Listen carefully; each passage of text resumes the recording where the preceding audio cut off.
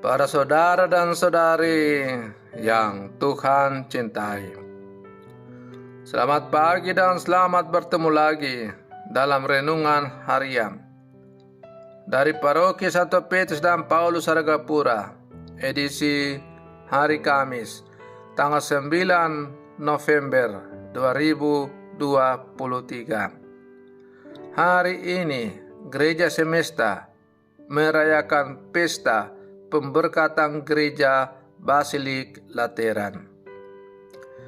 Mengawali hari yang baru ini, kita hendak mendengar dan merenungkan sabda Tuhan. Marilah sebelum kita mendengar dan merenungkan sabda Tuhan, kita berdoa. Dalam nama Bapa dan Putra dan Roh Kudus. Amin.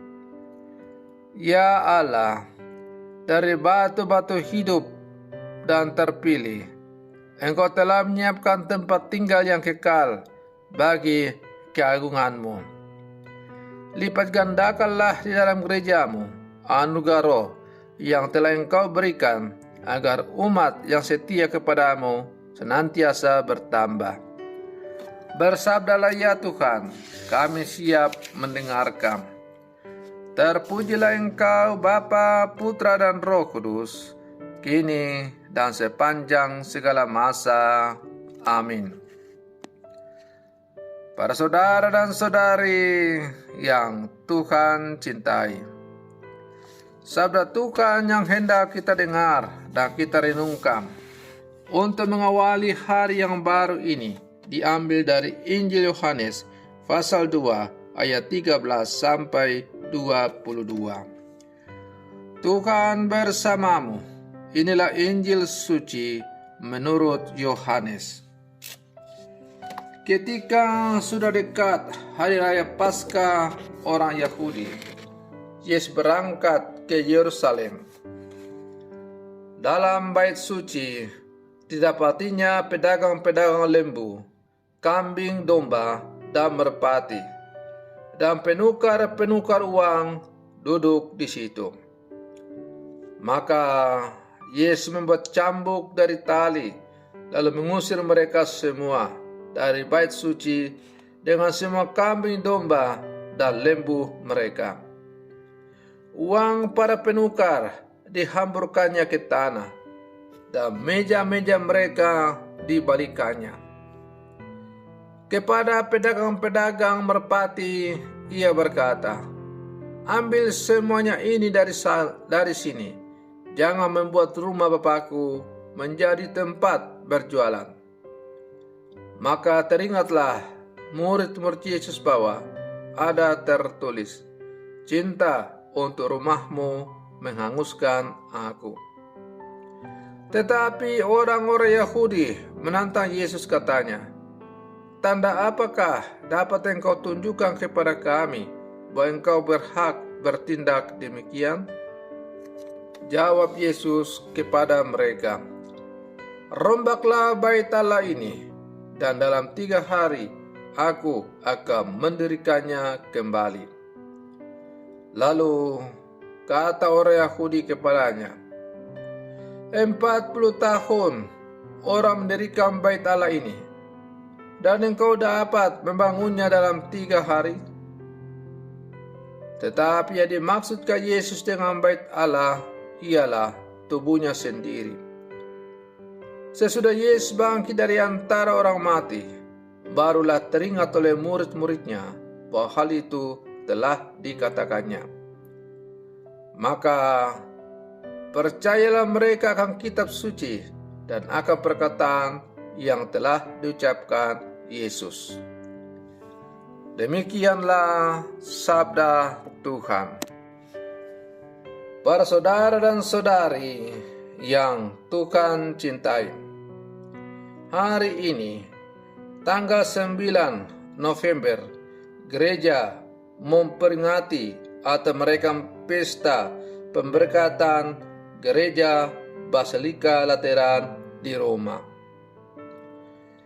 Gereja Basilika Lateran di Roma diberkati atau diresmikan pada tanggal 9 November 324 oleh Paus Silvester. Setiap uskup mempunyai katedral, dan katedral dari Paus adalah Basilika Lateran, yang disebut induk dari semua bangunan gereja di seluruh dunia. Pada awalnya, basilika ini disebut Basilika Sang Juru Selamat. Tetapi kemudian basilika ini dibaktikan kepada Santo Yohanes Pembaptis dan Yohanes Penginjil, sehingga dikenal sebagai Basilika Santo Yohanes Lateran. Para saudara dan saudari yang Tuhan cintai, melalui bacaan Injil yang baru saja kita dengar, yang diperdengarkan oleh gereja pada hari kita merayakan pesta pemberkatan Basilika Lateran, kita bertemu dengan penginjil Yohanes yang mengisahkan tindakan kenabian Yesus, yakni menyucikan bait Allah, yang merupakan pusat kultus dan persembahan orang Yahudi. Bait Allah yang seharusnya menjadi tempat penyembahan justru digunakan sebagai tempat perdagangan binatang dan penukaran uang.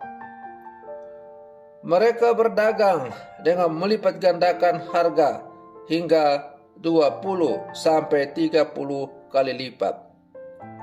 Demikian pula penukar uang memberi harga seperenam dari kurs normal. Pemangku otoritas bait Allah mendapat keuntungan dari proses penukaran tersebut. Inilah yang disebut sebagai ketidakadilan dan justru terjadi di bait Allah. Menyucikan bait Allah berarti memberikan tempat kepada orang asing untuk beribadah kepada Allah, bersikap adil dan tidak mencari keuntungan dengan pemerasan. Bait Allah adalah tempat di mana orang dekat dan menikmati kebersamaan dengan Allah. Para saudara dan saudari yang Tuhan cintai, kita yang hidup zaman sekarang juga adalah anggota-anggota dari Persekutuan Gereja Katolik yang kudus. Maka gereja, cara hidup dan pelayanan harus terus disucikan, sehingga setiap orang dapat datang bertemu Allah dan mengalami kedekatan dengannya. Pintu gereja hendaknya selalu terbuka terhadap siapapun yang mau datang kepada Allah. Pelayanan gereja hendaknya juga menjangkau mereka yang terpinggirkan. Gereja adalah tempat kudus, pelayanan seperti air yang memberikan kesegaran dan kekudusan bagi siapapun dan dimanapun mereka berada. Gereja harus menghadirkan rasa damai, persaudaraan, cinta dalam kehidupan sehari-hari. Gereja harus bisa merangkul dan mempersatukan seluruh umat Allah yang majemuk dalam berbagai aspek kehidupan. Apakah itu aspek suku, apakah itu aspek pendidikan, apakah aspek ideologi atau politik yang dianut, dan sebagainya. Singkatnya, bahwa gereja haruslah menjadi tempat untuk bertemunya seluruh umat Allah yang terdiri dari berbagai macam latar belakang itu untuk bersekutu bersama, memuji dan memuliakan Allah.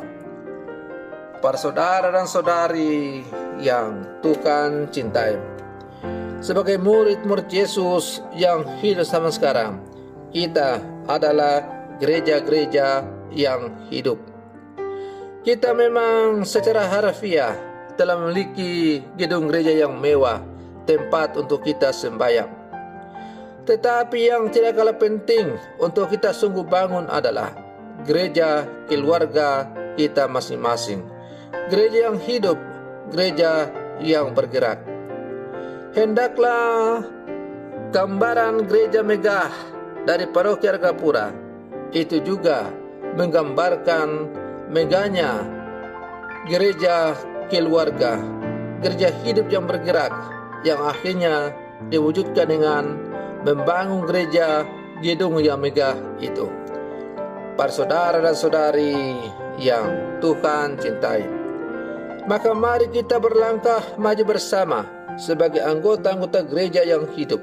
Kita terus bergerak membangun kehidupan kita, membangun gereja kita yang hidup. Mudah-mudahan sungguh kita semakin menjadi batu-batu sendi yang hidup dari gereja yang siap untuk mewartakan kasih, menyebarkan cinta dalam seluruh kehidupan kita. Selamat pagi, Tuhan Yesus memberkati.